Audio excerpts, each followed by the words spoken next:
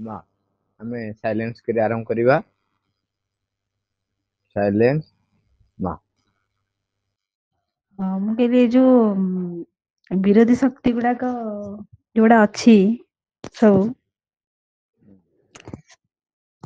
ସେଗୁଡା ସବୁ ଆମ ଭିତରେ ଯୋଉ ଅଛି ଶକ୍ତି ସେଗୁଡାକ ଆମେ ଜାଣିଛେ ସେଗୁଡା ଖରାପ ମାନେ ବିରୋଧୀ ଶକ୍ତି, ତାକୁ ଆମକୁ ପରିବର୍ତ୍ତନ କରିବାକୁ ପଡିବ, ତା ପାଇଁ ଚେଷ୍ଟା କରିବାକୁ ପଡିବ। ଯଦି ସେଗୁଡାକ ପରିବର୍ତ୍ତନ ଚେଷ୍ଟା କରିବାକୁ ପଡିବ ତାହେଲେ ସେଗୁଡାକ ଆମ ଭିତରେ ପୁଣି ଦିଆ ହେଇଛି କଣ ପାଇଁ? ସେଇ ଜିନିଷ ଦିଆ ହେଇଛି ପୁଣି ତାକୁ ଆମକୁ ଚେଞ୍ଜ କରିବାକୁ ହଉଛି। ଯଦି ସେଗୁଡା ଖରାପ ଜିନିଷ ପୁଣି ଆମ ଭିତରୁ ଆସିଲା କେମିତି? ପ୍ରଶ୍ନଟି ହେଲା ଏଇଆ ଯେ ଆମକୁ ବିରୋଧୀ ଶକ୍ତି ଆକ୍ରମଣ କରୁଛି ଏବଂ ଆମ ଭିତରେ କିଛି ଜିନିଷ ରହିଛି ଯିଏ କି ବିରୋଧୀ ଶକ୍ତିକୁ ଆଟ୍ରାକ୍ଟ କରୁଛି ବା ଆକର୍ଷଣ କରୁଛି। ତେଣୁ ଆମ ଭିତରେ କାହିଁକି ସେ ପ୍ରକୃତି ବା ସେ ପ୍ରବୃତ୍ତି ରହିଲା, ତାକୁ ପୁଣି ନିୟନ୍ତ୍ରଣ କରିବାକୁ ବା ତାକୁ ପୁଣି ଦୂର କରିବା ପାଇଁ ପୁଣି ଆମକୁ ଚେଷ୍ଟା କରିବାକୁ ପଡିବ। ଏଇ କ୍ୱେଶ୍ଚିନ୍ ଟା ଆବାହମାନ କାଳରୁ ସମସ୍ତଙ୍କର ଏଇଟା ରହିଛି। ଯେତେବେଳେ ବି ମଣିଷ କୁ ସଚେତନ ହବା ପାଇଁ କୁହାଯାଇଛି ସେତେବେଳେ ଏଇ ଜିନିଷଟି କୁହାଯାଇଛି। ଏଇଟାର ଉତ୍ତର ଲାଇଭ ଡିଭାଇନ ରେ ଶ୍ରୀ ଅରବିନ୍ଦ ସ୍ପଷ୍ଟ ଭାବେ ଲେଖୁଛନ୍ତି। ଗୋଟେ କାହାଣୀ କହିକିରି ମୁଁ ଗୋଟେ ଘଟଣା କହିକିରି ମୁଁ କହୁଛି, ଶ୍ରୀଅରବିନ୍ଦଙ୍କ କଥାଟି କହିବି। ଘଟଣାଟି ହଉଛି ଆମର ଦୁଇ ପ୍ରକାରର ପୂଜା କରନ୍ତି ଲୋକ ଅଛନ୍ତି। କେତେ ପ୍ରକାର ଅଛନ୍ତି, ଗୋଟେ କଥା ହଉଛି କେତେ ଜଣ ମୂର୍ତ୍ତି ପୂଜାକୁ ବିରୋଧ କରନ୍ତି। ସେମାନେ କୁହନ୍ତି ଯେ ବ୍ରହ୍ମ ଯେହେତୁ ନିରାକାର, ସେ ତାଙ୍କର କଥା ହଉଛି ନିରାକାର ମାନେ ଆକାର ନାହିଁ, ସିଏ କେବେ ରୂପ ଗ୍ରହଣ କରିପାରିବେନି, କାହିଁକିନା ସିଏ ଏତେ ବିଶାଳ ଏତେ ଶକ୍ତିଶାଳୀ, ସିଏ କେମିତି ସାକାର ରୂପ ନେବେ। ତେଣୁ ଏ ରୂପ ମୂର୍ତ୍ତି ବା ସାକାର ରୂପରେ ସେମାନେ ବ୍ରହ୍ମଙ୍କୁ ପୂଜା କରନ୍ତି ନାହିଁ। ଏବଂ ଆଉ କିଛି ଗୋଟେ ଗ୍ରୁପ ରହିଛନ୍ତି ଯୋଉମାନେ ସାକାର ରୂପରେ ଭଗବାନଙ୍କୁ ପୂଜା ଆମେ କରୁ। ମୂର୍ତ୍ତି ହଉ ଦେବାଦେବୀ ନା ସବୁ ଆମେ ଦେଇଛନ୍ତି ଏବଂ ସେଇଭଳି ଭାବରେ ଆମେ ପୂଜା କରୁ। ସେଇଟା ନେଇକିରି ଗୋଟେ ଘଟଣା ହଉ ବା ଜୋକ୍ ହଉ ବା ଯାହା ବି ହଉ, ଯେତେବେଳେ ସେଇ ଘଟଣା ନେଇକି ଗୋଟେ ଘଟିଛି, ସବୁ ଜଣେ ସାଧୁ ବଢିଆ ସୁନ୍ଦର ଉତ୍ତର ଦେଲେ। ସିଏ କହିଲେ ତମେ କହୁଛ ଯେ ଭଗବାନ ହଉଛନ୍ତି ଆକାର ଶୂନ୍ୟ, ଏତେ ବିଶାଳ, ତେଣୁ ସେ ସାକାର ରୂପ ଗ୍ରହଣ କରିବେ, ତମେ କହୁଛ ନା? ସେ କହିଲେ ହଁ ଆଜ୍ଞା। ନା ତମେ କହୁଛ ଯେ ଭଗବାନ ହଉଛନ୍ତି ସର୍ବବ୍ୟାପୀ, ଭଗବାନ ହଉଛନ୍ତି ସର୍ବବ୍ୟାପୀ, ଭଗବାନ ସର୍ବଭୂତରେ ବିଦ୍ୟମାନ, ନା ହଁ। ଭଗବାନ ସର୍ବଶକ୍ତିମାନ, ନା ହଁ। ଭଗବାନଙ୍କୁ ଯୋଉଠି ଯିଏ ଡାକିଲେ ଯେତେବେଳେ ଡାକିଲେ ଭଗବାନ ସେଠି ପହଞ୍ଚି ପାରିବେ, ନା ହଁ। ଉତ୍ତର ଦେଇପାରିବେ, ନା ହଁ। ତାହେଲେ ଭଗବାନ ହଉଛନ୍ତି ସବୁ କିଛି କରିପାରିବାର ସାମର୍ଥ୍ୟ ତାଙ୍କର ରହିଛି। ଯଦି ସବୁ କିଛି କରିପାରିବା ତାଙ୍କର ସାମର୍ଥ୍ୟ ରହିଛି, ତେବେ ସିଏ କଣ ଗୋଟେ ମୂର୍ତ୍ତି ରୂପ ନେଇପାରିବେ ନାହିଁ? ଏଇଟା ରେଷ୍ଟ୍ରିକ୍ସନ? ଗୋଟେ ମୂର୍ତ୍ତି ରୂପରେ ବା ମୂର୍ତ୍ତି ଭିତରେ ସିଏ କଣ ନିଜକୁ ରଖିପାରିବେ ନାହିଁ? ତେଣୁ ସେଠି କିନ୍ତୁ ତମେ ରେଷ୍ଟ୍ରିକ୍ସନ ଦେଉଛ। ତେଣୁ ଭଗବାନ ସାକାର ରୂପରେ ମଧ୍ୟ ରହିପାରିବେ। ହଁ, ଏଇ କଥାଟି କାହିଁ କହିଲି, ଶ୍ରୀଅରବିନ୍ଦ ଲେଖୁଛନ୍ତି ଯେ ଯେତେବେଳେ ଭଗବାନ ବ୍ରହ୍ମ ଯୋଉ ସଚିଦାନନ୍ଦ ଯୋଉ ପରମ ଚେତନା ସୃଷ୍ଟିର ଆବାହମାନ କାଳରୁ ବା ସୃଷ୍ଟିର ପୂର୍ବରୁ ସେ ଥିଲେ, ସିଏ ନିଜକୁ ପରିପ୍ରକାଶ କରୁଛନ୍ତି। ସେ ନିଜକୁ ଯେତେବେଳେ ପରିପ୍ରକାଶ କରୁଛନ୍ତି, ଯୋଉ ସର୍ବଶକ୍ତିମାନ, ସିଏ ଠିକ ତାଙ୍କର ଅପୋଜିଟ, ମାନେ ଯୋଉଠି କି ନିଶ୍ଚେତନା, ପରମ ଚେତନା ପୂର୍ଣ୍ଣତଃ ନିଶ୍ଚେତନାରେ ସେ ନିଜେ ପରିଣତ ହେଲେ। ସେ ନିଜେ ଯୋଉ ପରିଣତ ହେଇଛନ୍ତି ନିଶ୍ଚେତନାରେ, ବର୍ତ୍ତମାନ ସେଇ ନିଶ୍ଚେତନାରୁ ବା ସେଇ ନିଶ୍ଚେତନା ଭିତରେ ଥିବା ପରମ ଚେତନା ସେଉଠୁ ପାବଚ୍ଛ ପରେ ପାବଚ୍ଛ ଅତିକ୍ରମ କରି କରି କରି କରି ଯାଇ ପରମ ଚେତନାରେ ଯୋଉ ପହଞ୍ଚିବେ, ସେଇଟା ହିଁ ତାଙ୍କର ସୃଷ୍ଟିର ମୂଳ ବୀଜ ବା ମୂଳ ତତ୍ଵ ବା ମୂଳ ସୂତ୍ର ବା ସବୁଠୁ ମୂଳ କଥା ହଉଛି ସେଇଠି। ସୃଷ୍ଟିଟା ସେଇ ହିସାବରେ ଆରମ୍ଭ ହେଇଛି। तामाने जो सच्चिदानंद जो परम चेतना सीए निजर ठीक विपरीत सामर्थ्य जो सृष्टि करिया को जतले गले सेउठू निश्चेतनारू तांकर अग्रगति ही जाउची सेटा होची सृष्टि विवर्तन सेति पई ता ना दिया हला पूर्णतः चेतना शून्य अवस्थारू धीरे धीरे चेतन अवस्था आसीबा एवं सेई चेतन अवस्था रे आहुरी अधिक रु अधिक सचेतन हवा एवं तापरे एक समय आसीबो जेतेबेले पूर्णतः सेई सचेतन अवस्थाटा आम भितरे जाग्रत एवं निरंतर रही पारिबो एई जो यात्राटा होची हमर ए सृष्टि तेणु सेई सृष्टि रे विवर्तन रे आरंभ रे गैसीय पिंड परे जल आसिला जल परे जेमती आम बहुत कथा आसी मु खाली गोटे गोटे इनसीडेंट्स कह दूची जोड़ा कि टिके मुख्य रूप ग्रहण करछि बा मुख्य आम आलोचना करि परिबा तापरे धीरे धीरे सेई भितर एक जीवंत माने आमे जोटा कहूँ जीवंत जड़ वस्तु रु जीवंत वस्तु को बा आमे एकोकोशी जो उद्भिद जो कौन प्रकार लिंगीय भेद नथिला न्यष्टि सुसंगठित है नथिला ए सब गुड़ाक प्रथमे तैयारी हेचंती तापरे धीरे धीरे कोष बढ़ी बहुकोशी होती एमती भाव में बढ़ी बढ़ी बढ़ी बढ़ी उद्भिद जगतर भी अनेक विवर्तन घटी से विवर्तन भी आम डिटेल्स पढ़ले बहुत कथा अच्छी तापर उद्भिद जगतर आमे बर्तमान जो रूप देखु जो विशाल विशाल द्रुम से रूप आसीबा पूर्व आउरी से रूप प्रथमे नथिला तापरे शैवाल रु आरंभ करी जेमती एमती आसी पहुंचला बेले पहुंची तेणु ये जो तापर उद्भिद रु पुणी प्राणी प्राणी भितर ये सब जिनस भितर कौन होची सेई परम चेतना निजकू अधिक रु अधिक खोली खोली खोली खोली जाउचंती बा परिप्रकाश करी करी जाउचंती एटा होची तांकर एक यात्रा से यात्रा रे आमे रहिचु मझिरे आमे रहिचु मझिरे माने पूरा दीपटर मझा मझी नु गोटे पावछरे आमे रहिचु जे एतिकी बाट वर्तमान परिप्रकाश हेई हेई चली तेणु आम भितरे से जो जी सत्य ज्योति प्रेम ये सब एठी आसी जो विपरीत रूप ग्रहण करिसंती अंधकार ज्योति हेई जाइए अंधकार सत्य रूप ग्रहण कर जाइए मिथ्यार प्रेम आसक्ति रे परिणत हो जाइए जो सेउठू वर्तमान यात्रा चलची परम चेतना को बा मिथ्यारू सत्य आड़ को अंधकार आलोक आड़ तेणु समस्त प्रकार जो प्रवृत्ति से सब गुड़ाक आम भितर रही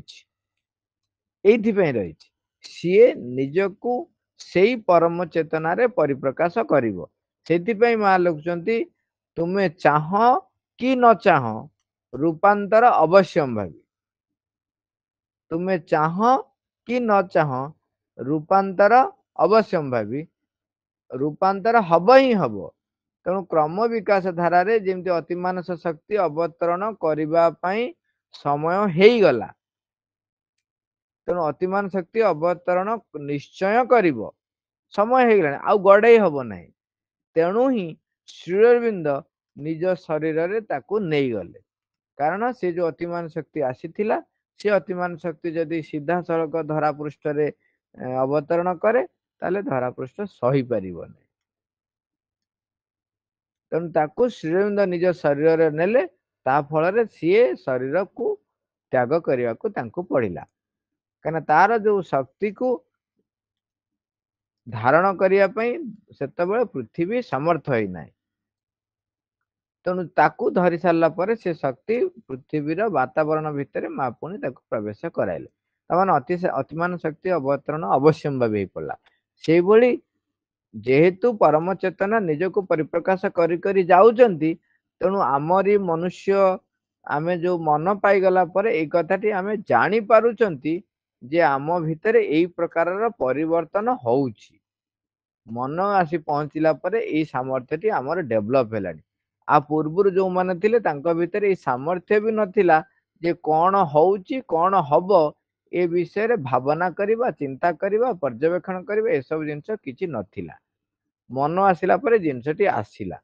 ता माने से हेई चालुची हबाकू कंपलसरी एटा होची मूल कथा जेहेतु कंपलसरी तेणु तुमे चाहो कि न चाहो हबो तापर से माँ कहले हाँ जेहेतु मन दिखाई तमे जदि ताकू सहयोग करिवो ताहले सेई जो प्रक्रियाटी अति तीव्र हबो तेणु आम भितर जो शक्ति रही जो प्रवृत्ति रही जोड़ा कि परम चेतना को परिप्रकाश करिबारे विरोध सृष्टि करुछि बा परिपंथी सृष्टि करुछि ताकू आमे कहउचंती जे सेईटा विरोधी शक्ति बोली विरोधी माने जिए विरोध करुछि जे परम चेतना को अविकृत भावरे परिप्रकाश करिबारे विरोध करुछि सेईटा को आमे विरोधी शक्ति कहउचंती आम भितरे से सामर्थ्य रही मजा कथा जानी रखंतु जोठू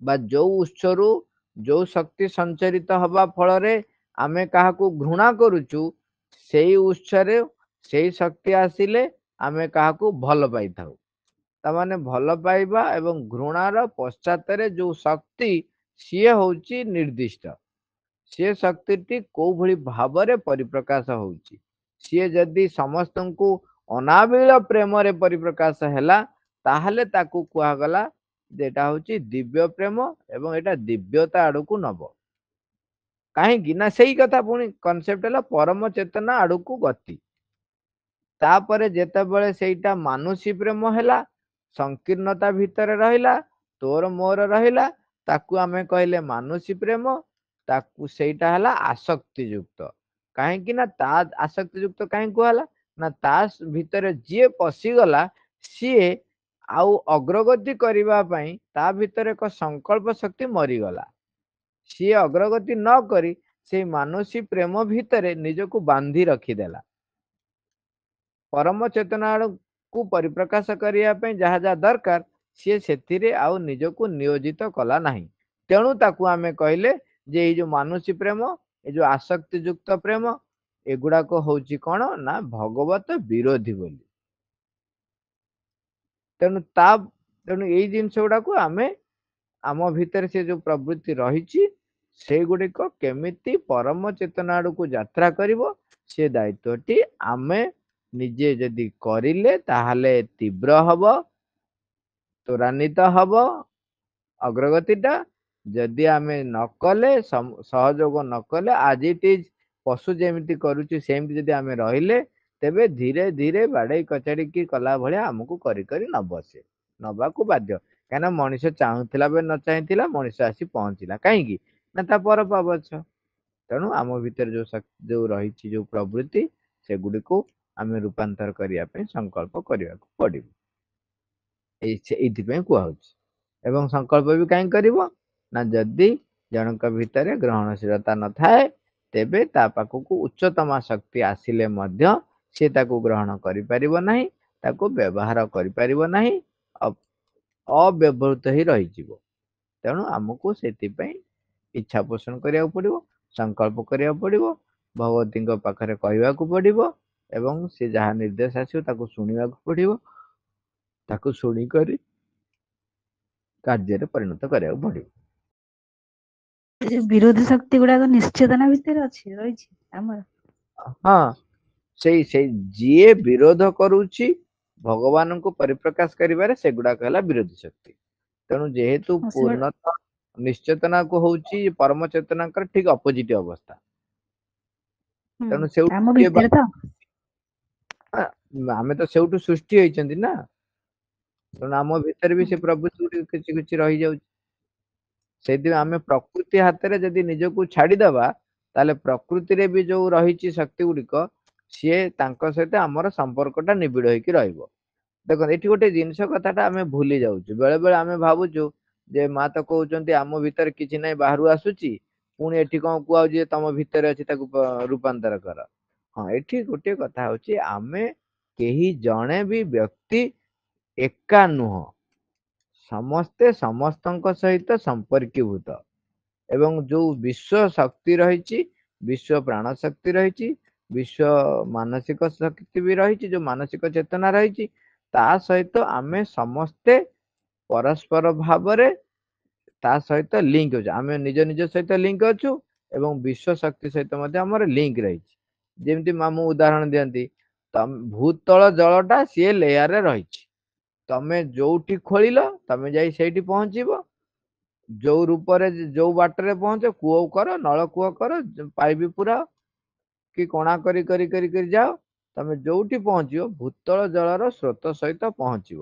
ତେଣୁ ଆମେ ସମସ୍ତେ ପରସ୍ପର ସହିତ ସମ୍ପର୍କିତ, ପରସ୍ପର ସହିତ ଲିଙ୍କ ରହିଛନ୍ତି, ବିଶ୍ୱ ଶକ୍ତି ସହିତ ଲିଙ୍କ ରହିଛନ୍ତି। ଯେ ପର୍ଯ୍ୟନ୍ତ ପୂର୍ଣ୍ଣ ରୂପାନ୍ତର ନ ହେଇଛି, ତେଣୁ ସେଇ ଯୋଉ ବିରୋଧୀ ଶକ୍ତି ଯାହାକୁ ଆମେ କହୁଛନ୍ତି ବା ନାଁ ଦିଆ ହେଇଛି, ଯିଏ ବିରୋଧ କରୁଛି ଭଗବାନଙ୍କୁ ପରିପ୍ରକାଶ କରିବାରେ, ସେ ଶକ୍ତିଟି ବାହାରର ସେ ବିଶ୍ୱ ଶକ୍ତିରୁ, ବିଶ୍ୱ ଯୋଉ ରହିଛି ଭିନ୍ନ ଭିନ୍ନ ସ୍ତର ରହିଛି, ସେଇ ସ୍ତରରୁ ସେ ଆମ ଭିତରକୁ ପ୍ରବେଶ କରେ। ଯେହେତୁ ପୂର୍ଣ୍ଣ ରୂପାନ୍ତର ନ ହେଇଛି, ତେଣୁ ଆମେ ଯୋଉ ଯେତିକି ଅଂଶକୁ ଆମେ କଣ୍ଟ୍ରୋଲ କଲେ, ତାପରେ ପୁଣି ସମୟ ଆସେ ପୁଣି ଆମେ କଣ୍ଟ୍ରୋଲ ବା ନିୟନ୍ତ୍ରଣ ହରେଇ ବସୁ। ତେଣୁ ସେଇଥିପାଇଁ ତାକୁ ବାରମ୍ବାର ରୂପାନ୍ତର କଥା କୁହାଯାଇଛି ଏବଂ ସେ ଶକ୍ତି ଗୁଡ଼ିକ ବିରୋଧୀ ଶକ୍ତି ଆମ ଭିତରେ ବାହାରର ଏଇ ଯୋଉ ଯୋଉ ସ୍ତର ରହିଛି ସେ ସ୍ତରରୁ ପ୍ରବେଶ କରେ। ଆମ ଭିତରେ ତାକୁ ରେସିପ୍ରୋକେଟ କରିବା ପାଇଁ ବା ତାକୁ ରେସ୍ପନ୍ସ କରିବା ପାଇଁ ଆମ ଭିତରେ ମଧ୍ୟ ସତ୍ତାଟି ରହିଛି। ଯିଏ ତାକୁ ରେସ୍ପନ୍ସ କରୁଛି ବୋଲି ବିଶ୍ୱରୁ ସେ ଶକ୍ତିଟି ମୋ ପାଖକୁ ଆସୁଛି। ସେଇ ଯୋଉ ରେସ୍ପନ୍ସ କରୁଥିବା ସତ୍ତାକୁ ଆମକୁ ଧରିବାକୁ ପଡିବ, ତାକୁ ନେଇକି ମାଙ୍କ ପାଖରେ ସମର୍ପଣ କରିବାକୁ ପଡିବ। ଏଇଟା ବୁଝି ହେଲା ତ?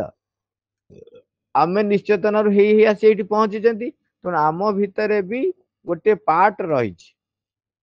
ଏମିତି ଅନେକ ଗୁଡେ ପାର୍ଟ ରହିଛି, ଯୋଉ ପାର୍ଟଟି ବିଶ୍ୱ ଶକ୍ତିର ସେଇ ପ୍ରବୃତ୍ତି ସହିତ ଗୋଟେ ଯେମିତି ଆଣ୍ଟିନା ସେଠୁ ଯେତେବେଳେ ଆସିଲା ସିଗ୍ନାଲ ଟା, ଏଠୁ ଯଦି ଆଣ୍ଟିନା କିଏ ଗୋଟେ ଯାହା ଆଣ୍ଟିନା ଧରିଲା, ସେଇଠି ସେଟା ପରିପ୍ରକାଶ ହେଲା। ତେଣୁ ଆମର ସାଧନାର ମୂଳ କାରଣ ହଉଛି ଏଇ ଯୋଉ ନିମ୍ନ ଗତି ବୃତ୍ତିର ଯୋଉ ସ୍ପନ୍ଦନକୁ ଆମ ଭିତରେ କୋଉ ଅଂଶଟି, କୋଉ ସତ୍ତାଟି ତାକୁ ରିସିଭ କରୁଛି, ରିସିଭର ହଉଛି, ରିସିଭ କରୁଛି ଏବଂ ମୋ ଭିତରେ ସେଟା ପରିପ୍ରକାଶ ହଉଛି। ଯୋଉ ନିମ୍ନ ପ୍ରବୃତ୍ତିକୁ ପରିପ୍ରକାଶ ଯୋଉ ଅଂଶଟି କରୁଛି ବା ଯୋଉ ସତ୍ତାଟି କରୁଛି, ତାକୁ ଖୋଜିକି ବାହାର କରିବା, ତାକୁ ମାଙ୍କ ପାଖରେ ସମର୍ପଣ କରିବା। ସେମିତି ଭଲ ଅଂଶ ବି ରହିଛି ବା ଉଚ୍ଚତର ଚେତନାକୁ ଯିଏ ରେସ୍ପନ୍ସ କରୁଛି, ସେଇ ଭଳିଆ ଆମର ପ୍ରତ୍ୟେକ ଅଂଶକୁ, ପ୍ରତ୍ୟେକ ଚେତନାକୁ ଯେପରି ଉଚ୍ଚତର ଚେତନାକୁ ଧରିବା ପାଇଁ, ଉଚ୍ଚତର ଚେତନାକୁ ପ୍ରାପ୍ତ କରିବା ପାଇଁ ତା ଭିତରେ ସଂକଳ୍ପ ଜାଗ୍ରତ କରିବା ହଉଛି ଆମର ଦାୟିତ୍ୱ।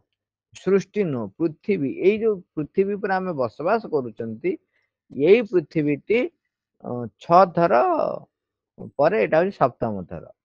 ନାଇଁ, ସୃଷ୍ଟି ହେଇଛି ମାନେ ତାକୁ ପୁଣି ଭାବନ୍ତି ଯେ ପୃଥିବୀଟା ଖଣ୍ଡ ଖଣ୍ଡ ହେଇଗଲା, ଧ୍ୱଂସ ହେଇଗଲା। ନାଇଁ, ଏଠି ଯୋଉ ଚେତନାର ଯୋଉ ବିକାଶ ହେଇଛି, ସେ ଚେତନାର ବିକାଶର ସେଇଟା ବି ଟିକେ ଆଉ ଟିକେ ଲଜିକାଲ ହେଇକି ଟିକେ ଆମେ ବୁଝିବା।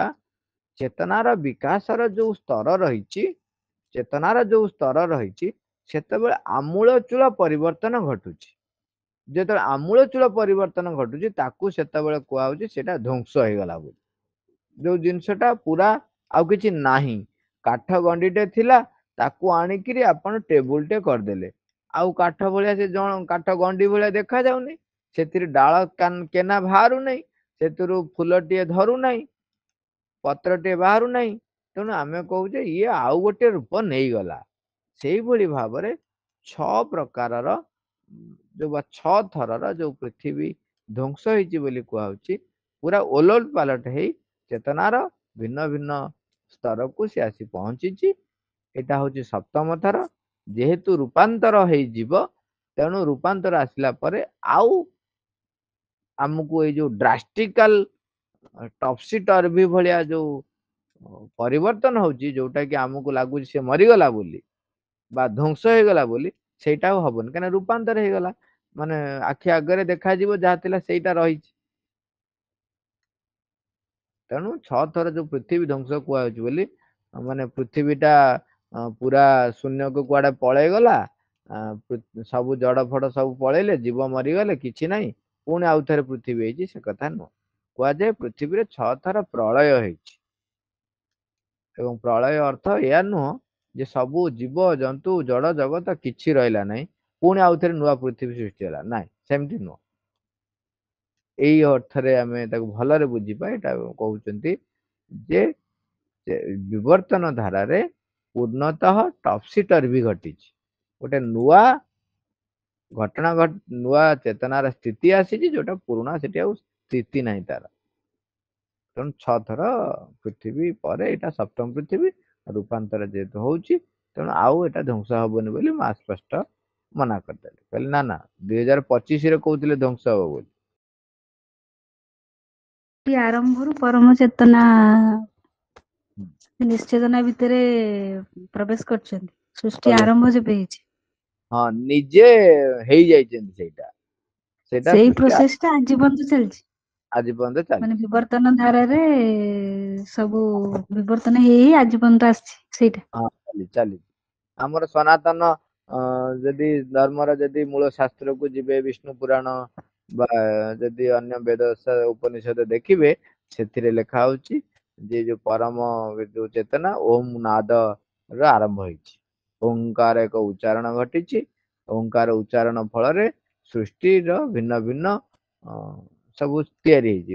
ଗ୍ରହ ନକ୍ଷତ୍ର, ଗ୍ରହ ନକ୍ଷତ୍ର ତ ପଛରେ, ଯୋଉ ସୌରପିଣ୍ଡ, ଯୋଉ ପୁଞ୍ଜୀଭୂତ, ଯୋଉ ସବୁ ଗାଲାକ୍ସି ଯୋଉ ସବୁ ତିଆରି ହେଇଛି, ସେଇ ଓଙ୍କାର ନାଦରୁ ହେଇଛି ବୋଲି କୁହାଯାଉଛି।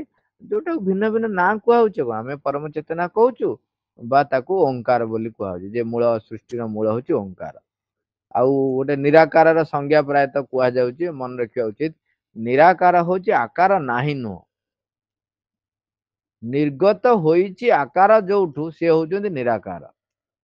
ତାମାନେ ସେଉଠୁ ସୃଷ୍ଟି ହେଇଛନ୍ତି। ନିରାକାର ଅର୍ଥ ନୁହଁ, ପ୍ରାୟତଃ ଆମେ ବୁଝୁ ଯେ ନିରାକାର ହଉଛି ଆକାର ନାହିଁ ବୋଲି ନିରାକାର। ଆମେ ସାଧାରଣତଃ ସାକାର ନିରାକାର ଅର୍ଥରେ ବୁଝି ଯାଇଛନ୍ତି ତ, ତେଣୁ ସେଆ ବୁଝନ୍ତି।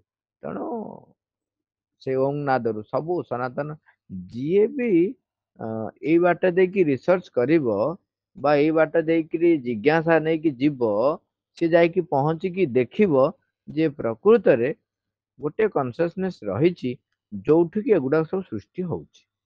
ସେଇଟାକୁ ଆମେ ତାକୁ ଭଗବାନ ବୋଲି ନାଁ ଦଉଛୁ, ତେଣୁ ଆମେ ତାକୁ ସଚିଦାନନ୍ଦ ପରମପ୍ରଭୁ ବୋଲି କହୁଛୁ। ସେଇଠିକି ପହଞ୍ଚିବା ପାଇଁ ଏସବୁ ଜିନିଷ ଚାଲିଛି। ରୂପାନ୍ତର ହେଇଗଲା ପରେ ଏଇଟା ସରିଯିବ କମ୍ପ୍ଲିଟ ନା କଣ? ରୂପାନ୍ତର ରୂପାନ୍ତର ହେଇଗଲା ପରେ କମ୍ପ୍ଲିଟ କୋଉଟା ହବ? ଯିଏ ଯିଏ ରୂପାନ୍ତର ଏଇ ହେବେ, ଯୋଉ ପ୍ରୋସେସ ଟା ଚାଲିଛି, ଯୋଉ ପରମ ଚେତନା ନିଶ୍ଚିତନ ଆସିଲେ ପରମ ତାପରେ ଚେତନାକୁ ପୁଣି ସେଇଠିକି ଯାଇକି ମିଶିବେ।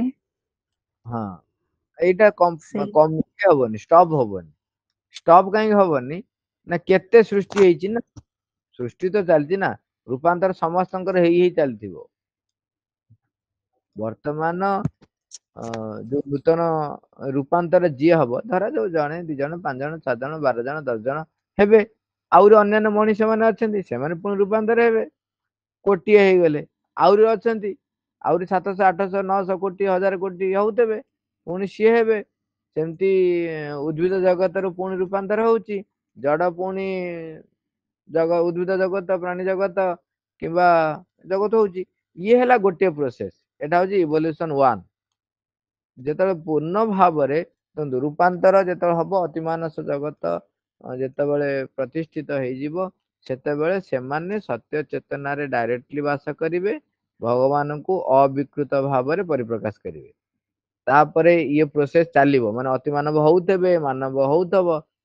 ତାପରେ ଇଭଲ୍ୟୁସନ 2 ରେ କଣ ହବ, ଯୋଉ ଯୋଉ ମାନେ ସୃଷ୍ଟି ହେଇଛନ୍ତି, ସେମାନେ ସିଧାସଳଖ ଭଗବାନଙ୍କ ଦ୍ଵାରା ପରିଚାଳିତ ହେବେ।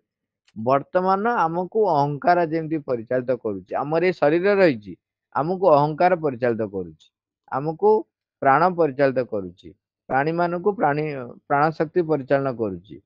ସେମିତି ଯେତେବେଳେ ଆଉ ଗୋଟେ ଇଭଲ୍ୟୁସନ 2 ରେ ଗୋଟେ ମାନେ ଇଭଲ୍ୟୁସନ ଯେତେବେଳେ ରୂପାନ୍ତର ହେଇଯିବ, ଯେତେବେଳେ ସେ ଜଗତ ଆସି ପହଞ୍ଚିଯିବ, ତାପରେ ଇଏ ସମସ୍ତେ ବର୍ତ୍ତମାନ ନିଜର ଯୋଉ ସାମର୍ଥ୍ୟ ରହିଛି ସେଇ ସାମର୍ଥ୍ୟ ଗୁଡାକ ଦିବ୍ୟତାକୁ ପରିପ୍ରକାଶ କରିବ। ପ୍ରୋସେସଟା କଣ୍ଟିନ୍ୟୁ କରିବ, ପ୍ରୋସେସଟା ବନ୍ଦ ହେଇଯିବନି ଏତେ ଶୀଘ୍ର, କାହିଁକିନା ଅନେକ ତାପରେ ସୃଷ୍ଟି ରହିଛି ନା।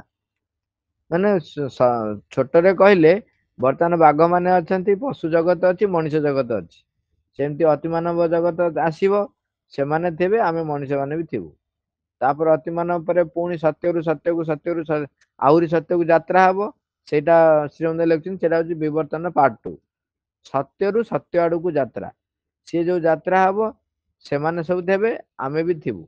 ତେଣୁ ଆମ ତଳେ ପଶୁ ବି ଥିବେ, ଉଦ୍ଭିଦ ବି ଥିବେ। ତେଣୁ ସମସ୍ତେ ପୁଣି ସେଇ ଯୋଉ ଯାତ୍ରାରେ ଶେଷ ପହଞ୍ଚିବା ପର୍ଯ୍ୟନ୍ତ ଚାଲିଥିବ, ସେଟା କଣ୍ଟିନ୍ୟୁଅସ୍।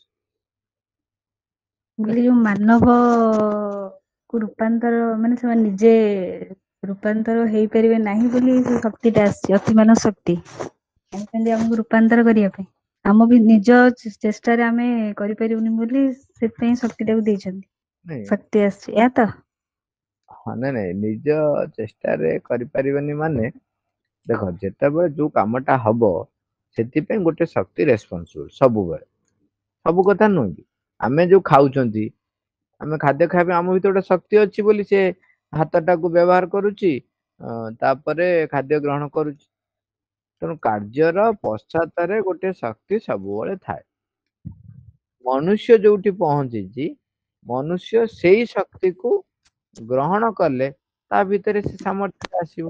ତେଣୁ ବର୍ତ୍ତମାନ ମନୁଷ୍ୟ ଚେତନାର ଯୋଉ ସ୍ଥିତିରେ ରହିଛି, ସିଏ ଅତିମାନସ ଶକ୍ତିକୁ ଧାରଣ କରିବା ପାଇଁ ପ୍ରସ୍ତୁତ ହବା ଦରକାର। ପ୍ରସ୍ତୁତ ହେଲେ ଅତିମାନ ଶକ୍ତିକୁ ସେ ଧାରଣ କରିପାରିବେ। ତାକୁ ଆମେ ଏକ ରୂପ ଦଉଛୁ, ବା ଆମେ ବୁଝିଲା ଭଳିଆ ଲୋକ ଯୋଉ ଚେତନାରେ ରହିଛନ୍ତି ତାଙ୍କୁ ବୁଝେଇବା ପାଇଁ ଯାଇକିରି କୁହା ହଉଛି ଯେ ତୁମ ଦ୍ଵାରା ଏଇଟା ସମ୍ଭବ ନୁହଁ। ଭଗବାନଙ୍କ କୃପା ନହେଲେ, ସେ ଅତିମାନ ଶକ୍ତି ତୁମ ଭିତରେ ନ ଆସିଲେ ତମକୁ ରୂପାନ୍ତର ତମେ ହେଇପାରିବ ନାହିଁ। ଆମେ ଯୋଉ ଭଳି ଭାଷାରେ ବୁଝିବୁ ସେ କଥାଟା ଆମକୁ କୁହାହଉଛି। ତାର ସେଇଥିପାଇଁ କୁହାହଉଛି ଯେ ଅତିମାନସ ଶକ୍ତିକୁ ଧାରଣ କରିବା ପାଇଁ ଆମର ଆଧାରକୁ ପ୍ରସ୍ତୁତ କରିବ। ଯାହାର ଆଧାର ପ୍ରସ୍ତୁତ ହେଇଗଲା, ଯୋଉ ମଣିଷର ଆଧାର ପ୍ରସ୍ତୁତ ହେଇଗଲା, ବର୍ତ୍ତମାନ ସେ ଉଚ୍ଚତମ ଶକ୍ତିକୁ ଧାରଣ କରିପାରିଲା, ତେଣୁ ସେ ବର୍ତ୍ତମାନ ନିଜକୁ ରୂପାନ୍ତର କରିବ। ଯଦି ଆମେ ଆଉ ଗୋଟେ ଆଙ୍ଗେଲରୁ ଦେଖିବା, ତେଣୁ ସେତେବେଳେ ଆକ୍ଚୁଆଲି ଆଉ ମୁଁ ତ ରହିବନି ତ। ସେଥିପାଇଁ ଏବେ ଆମେ ବୁଝେଇଲା ଭଳିଆ କୁହାହଉଛି, ତମ ପ୍ରଚେଷ୍ଟାରେ ତମେ ରୂପାନ୍ତରିତ ହେଇପାରିବ ନାହିଁ ଅତିମାନ ଶକ୍ତି ବା ଭଗବତୀ କୃପା ନ କରିବା ପର୍ଯ୍ୟନ୍ତ। ଭଗବତୀ କୃପା ରୂପାନ୍ତର କରିବେ, କୃପା କରିବେ, ତମେ ରୂପାନ୍ତର ହବ। ତାର ଆର ପଟଟା ବି ହଉଛି ସତ୍ୟ, ମାନେ ଯୋଉଟା ଆମେ ଆକ୍ଚୁଆଲି ତାର ଭିତରଟା ଦେଖିବା। ଆମେ ଆଧାର ପ୍ରସ୍ତୁତ କରିବା ପାଇଁ ଚେଷ୍ଟା କରିବା। ଆମେ ଆଧାର ପ୍ରସ୍ତୁତ କଲେ ସେ ଶକ୍ତି ଆମ ଭିତରେ ପ୍ରବେଶ କରିଯିବ। ପ୍ରବେଶ କଲେ ମୋର ବର୍ତ୍ତମାନ ସାମର୍ଥ୍ୟ ଆସିଯିବ। ଏଇଆ ହଉଛି ସିମ୍ପଲ କଥା। ଆଉ ପାଠ ପଢିକିରି ଦଶମ ନବମ ଦଶମ ଯୋଉ ହବ, ହରଣ ଗୁଣନ ଧାରା ଅଙ୍କ ସବୁ କରିପାରିବ। ମାଙ୍କୁ ଆହ୍ୱାନ କରିବା।